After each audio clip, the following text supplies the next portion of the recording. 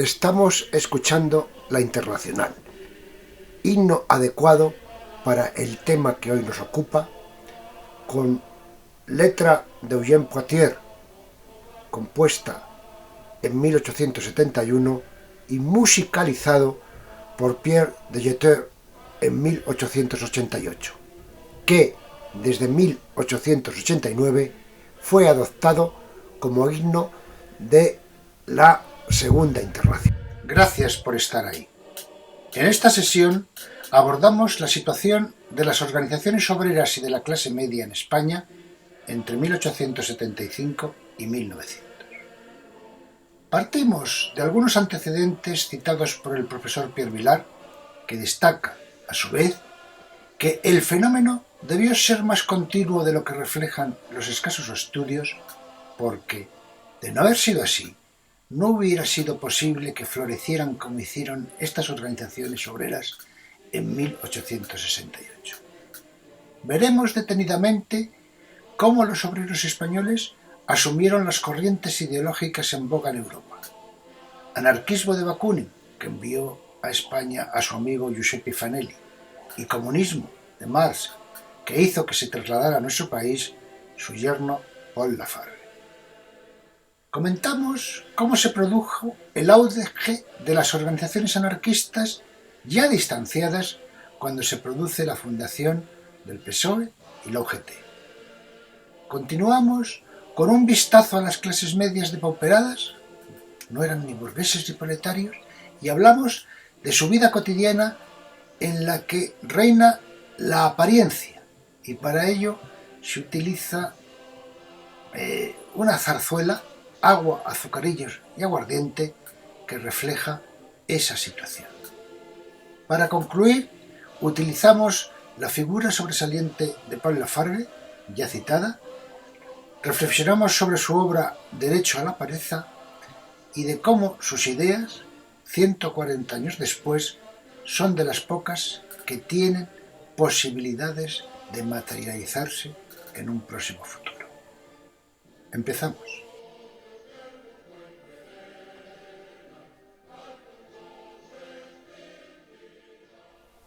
Iniciativas sin conexión en las distintas pocas zonas industrializadas. En el siglo XIX, la proporción de la población industrial en España no fue nunca fuerte. 3 núcleos regionales, Cataluña, Asturias y Vizcaya, 4 o 5 ciudades, Madrid, Sevilla, Valencia, Málaga, Zaragoza, minas aisladas, Peñarroya, Río Tinto, La Unión, fueron una débil base para un movimiento obrero de tipo inglés o alemán. Y sin embargo, desde el siglo XIX, la clase obrera española ha desempeñado un papel sensible.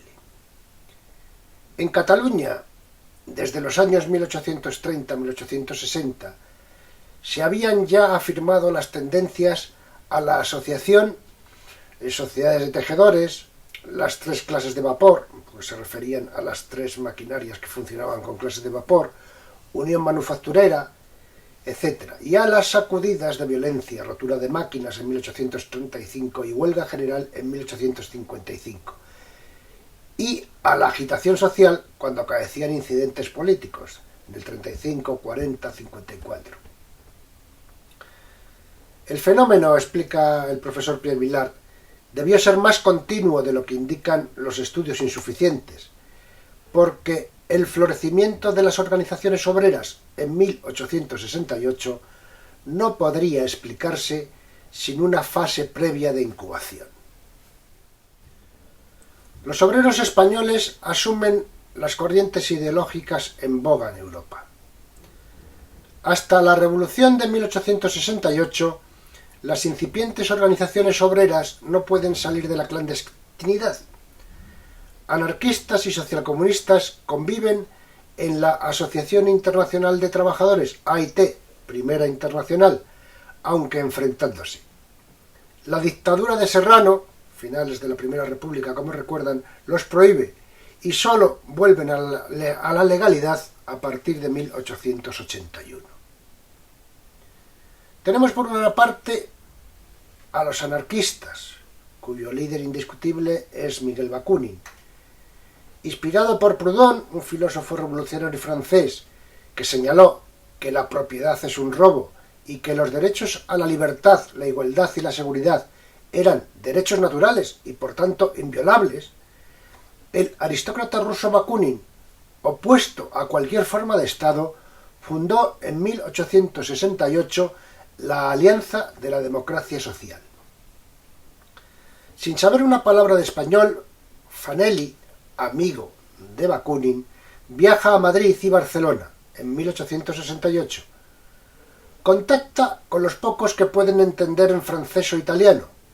No eran proletarios propiamente dichos, sino tipógrafos, zapateros y algunos estudiantes. Les deja unos folletos y organizaron la Alianza de la Democracia Social Española como sociedad secreta, en política anarquista, en economía colectivista y en religión atea. Con el lema acabar con el Estado y la Iglesia y levantar sobre sus ruinas la libre federación de asociaciones libres de trabajadores libres, tuvieron un éxito rotundo. Por toda España se incrementa la animosidad entre pobres y ricos. Desde el principio se están enfrentando a los comunistas. En este momento su líder indiscutible es Carlos Marx. Marx es un filósofo, economista y periodista alemán que sostiene que hay una lucha de clases y que en las sociedades avanzadas el proletariado, la clase más numerosa y más explotada, debe conquistar los cambios que le lleven a una sociedad igualitaria. En 1864 se convirtió en el líder de la Asociación Internacional de Trabajadores, Primera Internacional. En 1871 llegó a España la FARC, yerno de Marx, que había nacido en La Habana y hablaba español. Atacó a la Alianza Democrática por su carácter de sociedad secreta, y cuando en el Congreso de La Haya de 1872 Marx consigue expulsar a Bakunin de la Internacional, la separación también se materializa en España. La división durante la Primera República, 1873, entre cantonalistas, apoyados por los anarquistas, y republicanos federales centristas, que cuentan con la Federación Internacional de la AIT, Primera Internacional, cuyo líder es Pablo Iglesias, acentuará las diferencias entre ambas organizaciones. Sus caminos divergen. Auge del anarquismo. En 1881, 50 militantes barceloneses habían fundado una Federación de Trabajadores de la Región Española, FTRE, de inspiración anarquista. En 2 años, congresos de Sevilla y Valencia, reagrupó 50.000 afiliados, de los cuales 30.000 eran de Andalucía y 13.000 de Cataluña. Las divisiones y la represión les hicieron la vida muy difícil. Pero el anarquismo vivió grandes días entre 1890 y 1910, por acción directa en atentados, por huelgas en 1890 y 1912, el proceso de Montjuïc, la Semana Trágica. En 1911 empieza una fase más organizada, fundándose la Central Anarcosindicalista Confederación Nacional del Trabajo, o CNT, que dominará el movimiento obrero español hasta la Guerra Civil. A los obreros del siglo XIX la política les decepcionó siempre, lo que explica su apoliticismo. Por esa razón adquieren una pasión por la libertad y un odio hacia el Estado. Es su actitud contra un constante autoritarismo policíaco. Pueden ver en el mapa cómo la implantación de núcleos de la Federación de Trabajadores de la Región Española, anarquistas, es muy superior a la implantación socialista. Esto preocupa a las autoridades de la Restauración, a los conservadores. Hay una cuestión que se conoce como la mano negra. En noviembre de 1882, el coronel de la Guardia Civil de Andalucía Occidental envió al gobierno una copia del reglamento de una supuesta organización secreta llamada Mano Negra, que según dijo estaban detrás de actos de sabotaje. El gobierno optó por la represión, envió refuerzos y en menos de 3 semanas había 3.000 jornaleros anarquistas de la FTRE encarcelados. No sabemos si es cierto que existió la Mano Negra como una acción anarquista o fue una disculpa del gobierno para aumentar su control y represión. Nacimiento del PSOE. Un aparente aperturismo tuvo lugar en 1879 bajo el gobierno del general Martínez Campos, paréntesis aprovechado por un pequeño grupo de internacionalistas madrileños que fundaron el Partido Democrático Socialista Obrero Español el 2 de mayo de 1879, siguiendo las tesis del propio Carlos Marx. Tuvo éxito en las regiones de concentración orgánica de la industria, minas asturianas, metalurgia vasca, y entre los obreros cultivados de Madrid, cuyo modelo fue el tipógrafo Pablo Iglesias, fundador del partido, teórico sin originalidad, pero noble figura que durante mucho tiempo mantuvo el socialismo español en la tradición de Lafargue y Goethe. Más tarde, dicha tradición fue poco a poco olvidándose, bajo la influencia de políticos natos, como Indalecio Prieto, o de profesores de Derecho, como Besteiro, Jiménez Asua, de los Ríos, pasándose al parlamentarismo y al reformismo. Reivindicaron la mejora de salarios, reducción de horario y prohibición del trabajo infantil. Exigían el derecho de asociación, reunión y manifestación y el sufragio universal. En 1886 empiezan a publicar el periódico El Socialista y en 1888 se funda en Barcelona el sindicato Unión General de Trabajadores, UGT, con implantación en Cataluña, Andalucía, País Vasco, Asturias y Madrid. Para mejorar las condiciones laborales de los obreros, defendió la negociación colectiva entre obreros y patronas, así como el derecho a la huelga. Aunque se declaraba independiente del partido, la UGT, de hecho, mantuvo una vinculación muy fuerte y estrecha con sus dirigentes y sus propuestas de actuación. Clases medias depauperadas. El catedrático de Historia de la Universidad Complutense, Juan Francisco Fuentes, citando a Ramiro de Maeztu, destaca que a finales del XIX la llamada clase media la forman los sectores más improductivos de la sociedad española: clero, ejército, funcionariado, cuadros profesionales, educadores, situados en una posición intermedia entre las clases trabajadoras, en rigor las únicas socialmente útiles, y las clases propietarias. Se dirá que la oligarquía económica era todavía más perniciosa para el país que las denostadas clases medias. Pero, en opinión del joven Maeztu, lo que hace especialmente nocivas a estas últimas, a las clases medias, no es sólo su nula utilidad social, sino el precio desorbitado que la nación tiene que pagar para mantenerlas, porque se trata de un colectivo que vive a expensas del presupuesto del Estado y que en su impotencia para ganarse el pan al aire libre han de mendigar por los culebreos de la política los asilos del Estado. Se refiere a los militares, se refiere a los médicos de la asistencia pública domiciliaria, se refiere a todo lo que eran servicios públicos, dado que, como saben, los liberales, en principio, no quieren ninguna intervención del Estado, y aquellos que están a sueldo del Estado les parecían una carga.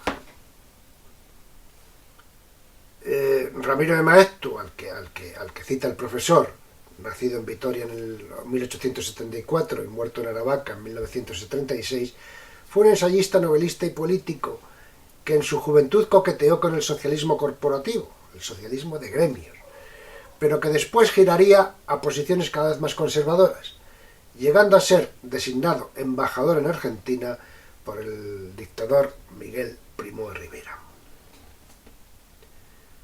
Por su parte, los anarquistas en su revista Acracia, enero de 1887, recoge igualmente fuentes, señalan que hay que distinguir entre burguesía y clase media. De la primera forman parte el capitalista, el banquero, el acaparador y los políticos de conciencia elástica. Por el contrario, señalan, la clase media constituye esa pequeña burguesía que trabaja mucho y dispone de poco, y que es, al propio tiempo, víctima de una especie de esquizofrenia social, pues perteneciendo al pueblo se siente forzada a enmascarar su condición y a imponerse un estilo de vida nada acorde con su situación real. Agua, azucarillos y aguardiente.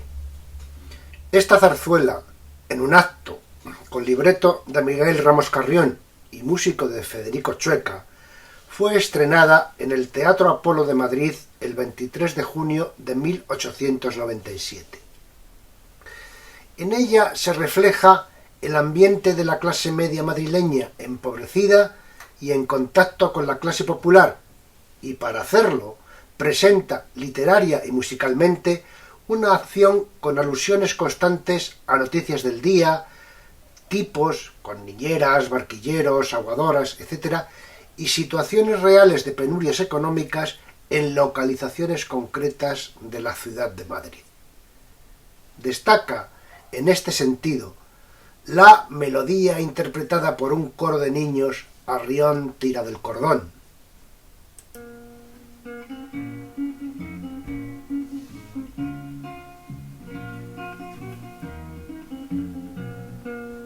Mucho vestido blanco, mucha farola, y el puchero a la lumbre con agua sola.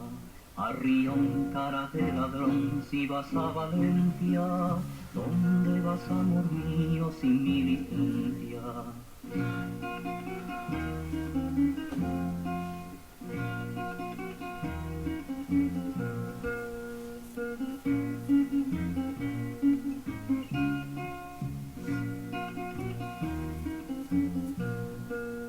Tanto reloj de oro, tanta cadena, luego vas a su casa y allí no hay pena.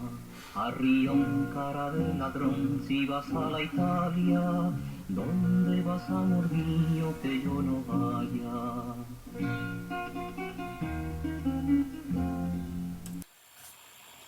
De los personajes que hemos ido viendo, vamos a destacar a Pal Lafargue, el primer marxista hispano. Pese al vendaval de liberalismo económico que padecemos hoy por hoy, 140 años después, sus planteamientos son los únicos de su época que avanzan con posibilidades de cumplirse. Vamos a profundizar un poco en su figura, empezando por su biografía con un breve vídeo del canal YouTube de Antonio Macías titulado Pal Lafargue, el filósofo que defendió el derecho a la pereza. Lafargue, ya hemos comentado, era marxista, y vamos a ver cuál era el punto de partida, que Lafargue modificó parcialmente en sus planteamientos. Carlos Marx ya había planteado que la tecnología nos hará libres, pero había añadido unos peros. La figura de Marx, nacido en Treveris, Alemania, en 1818 y fallecido en Londres en 1883, es sobradamente conocida. Fue filósofo, economista, sociólogo, historiador, periodista, intelectual y político comunista de origen judío. Su obra, que es inmensa, abarca diferentes campos de pensamiento en la filosofía, la historia, la ciencia política, la sociología y la economía, aunque no limitó su trabajo solamente a la investigación, pues además se incursionó en la práctica del periodismo y la política, proponiendo siempre su pensamiento entre la unión de la teoría y la práctica, la praxis que llamaba él. Junto a Federico Engels es el padre del socialismo científico, el comunismo moderno, el marxismo y el materialismo histórico. Sus obras más conocidas son el Manifiesto Comunista, en coautoría con Engels, y El Capital, cuyos tomos 2 y 3 se publicaron después de su muerte. Karl Marx dedicó 2 fragmentos al estudio de las máquinas y la tecnología. El primero se conoció como fragmento del capítulo 6, inédito del tomo primero del Capital, y el segundo se conoció como el fragmento sobre las máquinas, publicado como una aportación a los Grundrisse. Según señala Marx, la tecnología que aumentó la composición orgánica del capital y al mismo tiempo la productividad del trabajo es una forma de dominación política subjetiva del obrero. Por medio de la tecnología, añade Marx, la innovación, como el taylorismo o el fordismo, se perfecciona, se refine, pula y afina la explotación del capital sobre la fuerza del trabajo. La técnica, indica, no es neutral, es un instrumento político. Los grandes descubrimientos científicos y tecnológicos han perfeccionado los instrumentos de dominio y con ellos han colaborado con el perfeccionamiento de la explotación capitalista. Él admitía, la tecnología nos hará libres, pero añadía, siempre y cuando la expropien sus trabajadores y la socialicen como instrumento, como medio de producción, y así busquemos resolver las necesidades sociales humanas y del planeta, y con ello la tecnología deje de estar al servicio de la ganancia capitalista. Como saben, las ideas de Marx no tuvieron un reflejo inmediato en ningún régimen político hasta que en la Unión Soviética, el primer estado en imponer un régimen comunista tras la Revolución Rusa de 1917, socializó los medios de producción. Pero en ese caso, la tecnología no liberó a los trabajadores. Se impuso la necesidad de aumentar la producción por parte de los trabajadores para aumentar los recursos del Estado. Seguimos con la figura de Paul Lafargue, revolucionario, romántico y marxista. Paul Lafargue nació en Santiago de Cuba en 1842 y murió en París en 1911. Fue periodista, médico, teórico político y revolucionario hispano-cubano-francés. Aunque en un principio su actividad política se orientó a partir de la obra de Proudhon, un anarquista francés, el contacto con Karl Marx, del que llegó a ser yerno al casarse con su segunda hija Laura, acabó siendo determinante. Su obra más conocida es El derecho a la pereza, publicado por primera vez en 1880. Papel en España. Explica el profesor Vadillo que Paul Lafargue fue uno de los socialistas de más renombre y con más proyección internacional. Tuvo en España un papel protagonista por la impronta que dejó para las bases de la creación del Partido Socialista Obrero Español, el PSOE, y el desarrollo del movimiento marxista. Una participación, por otra parte, que no estuvo exenta de polémicas, por lo que algunos consideran un rol particular de Lafargue en provocar la ruptura de la Internacional en España, que ya hemos comentado que dividió al movimiento obrero entre anarquistas y socialistas. El derecho a la pereza. Según Burmen, el derecho a la pereza considera seriamente la insistencia de Engels sobre otorgar la mayor importancia a la cuestión de las horas de trabajo. En aquella época, las campañas por la jornada de 8 horas ya estaban en marcha, y también los debates de qué hacer con la abundancia que produce el capitalismo. No cabe duda de que el tema de las horas de trabajo merecía ser considerado con seriedad. Entre mediados del siglo XVIII y el siglo XIX, las horas de trabajo promedio en el norte industrializado de Inglaterra habían pasado, por año, de 2.860 a 3.666. Piensen que, hoy por hoy, estamos en jornadas entre las 1.600 y las 1.800 horas. Según un profesor argentino, Urtubey, los conceptos de trabajo, pereza u ocio son 2 caras de un mismo proceso de la regimentación de la vida de los operarios en el modo de producción capitalista. Lafargue critica en El derecho al trabajo de Luis Leblanc, un socialista utópico de la década de los 40 del siglo XIX, que planteaba la protección del Estado a los trabajadores frente al liberalismo que agudizaba las desigualdades. Lafargue, de manera creativa, da la vuelta a la tortilla y sostiene el derecho a la pereza, es decir, a través de la ociosidad posible por la capacidad creciente de la tecnología que permite una mayor producción. Ese exceso de producción, indica, no debe suponer un crecimiento ilimitado de la misma, sino una disminución de las horas de trabajo de los obreros. Su propuesta, en aquel momento, muy romántica, muy utópica, era de 3 horas al día. Vamos a poner una postilla. Tengamos en cuenta que en el régimen capitalista la producción de los trabajadores y del conjunto de las mercancías es creciente. Se considera que debe aumentar constantemente. Hoy por hoy estamos viendo que cuando una empresa o un país no crece de manera constante, mes a mes, año a año, incluso se está considerando que entra en recesión. 3 meses en la Unión Europea de un país que no supera la producción anterior le sirven para entrar en esa negativa consideración. Pero no hablemos solo de marxistas, nos vamos a referir a Bertrand Russell, el positivista que elogió la ociosidad. Bertrand Russell, nacido en Gales, en el Reino Unido, en 1872, falleció también en esa región del Reino Unido en 1970. Fue filósofo, matemático, lógico y escritor británico, ganador del Premio Nobel de Literatura en 1950. Tercer conde de Russell, pertenecía a una de las familias aristocráticas más prominentes del Reino Unido. Era hijo del vizconde de Amberley, John Russell, y ahijado del filósofo utilitarista John Stuart Mill, cuyos escritos tuvieron para él una gran influencia.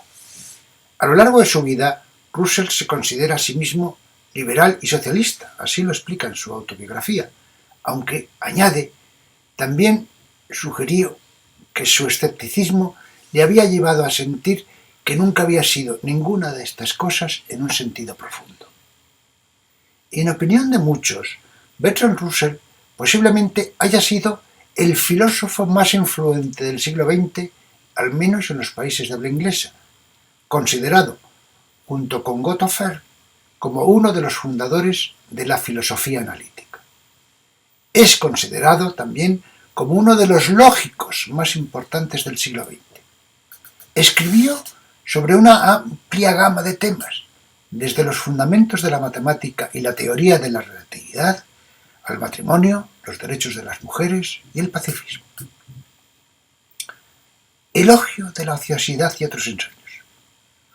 Russell escribió Elogio de la ociosidad en 1953.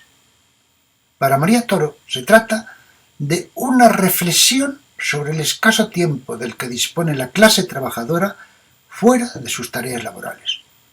Una realidad que propone cambiar, gracias a la mecanización, estableciendo una jornada de 4 horas semanales para que los individuos puedan disfrutar de su ocio y ser mejores personas.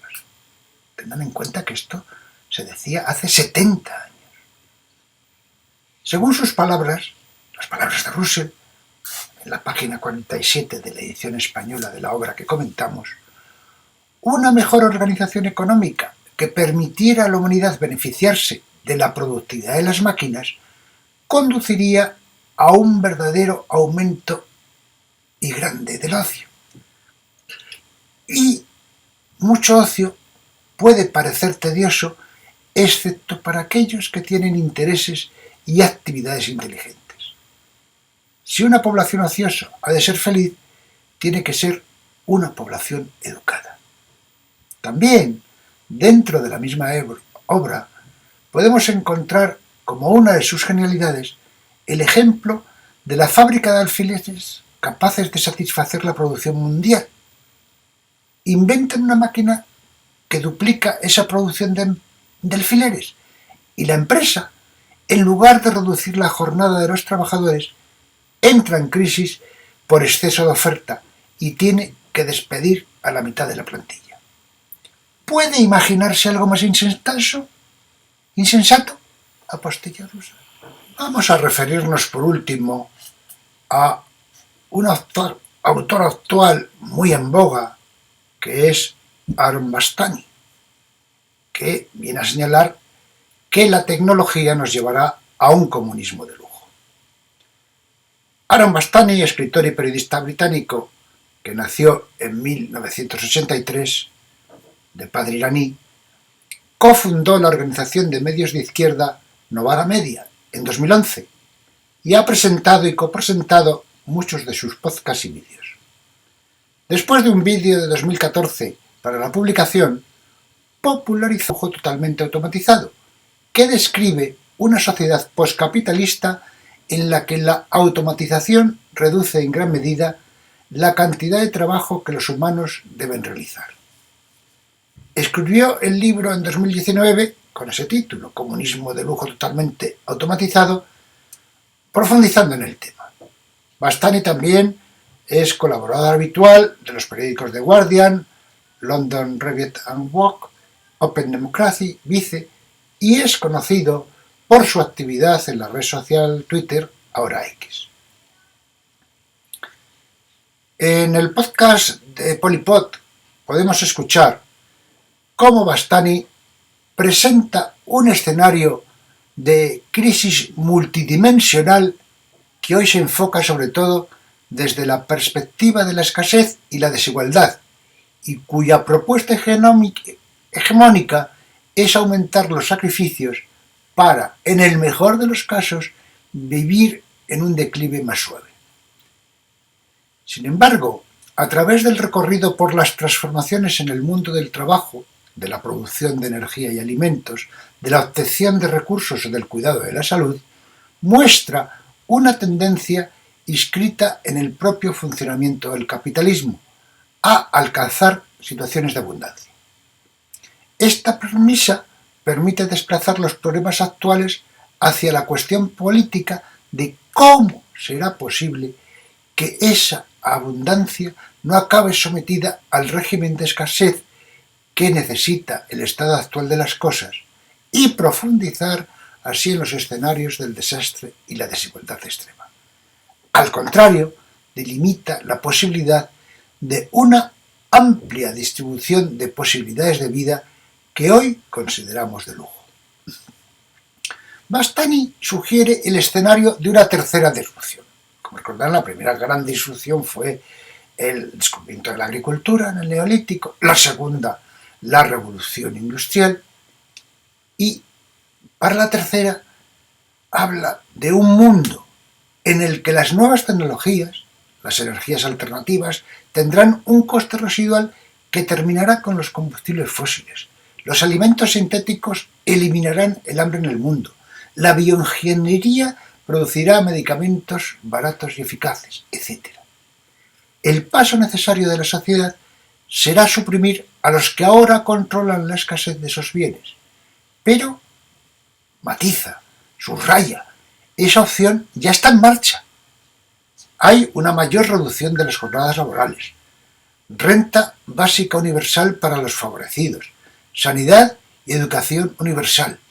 Avanzan poco a poco, es cierto, y además hay, dentro de lo efímero del ciclo de vida de una persona, pues situaciones en las que estos avances podemos encontrarnos con que un cambio político dan varios pasos atrás, pero lo que podemos observar es que en el último medio siglo hemos ido avanzando. Es la tecnología no será libres que preconizaba Condudas Marx, la expresada como derecho a la pereza por Lafargue y la reivindicada como elogio de la ociosidad por Russell. Todas ellas llevan el camino a una revolución sin retorno. Les agradezco mucho su atención. Espero que día a día se vayan haciendo una idea más precisa de lo que representó la restauración canovista. Acabamos de ver a una parte de los excluidos, los obreros y la clase media, y hemos realizado una incursión en el derecho a la pereza de la FARC. Comenten, mediten, discutan si el tema les ha interesado. En la próxima sesión seguiremos con la misma etapa, pero nos asomaremos a otros excluidos de la Restauración, los movimientos nacionalistas y regionalistas.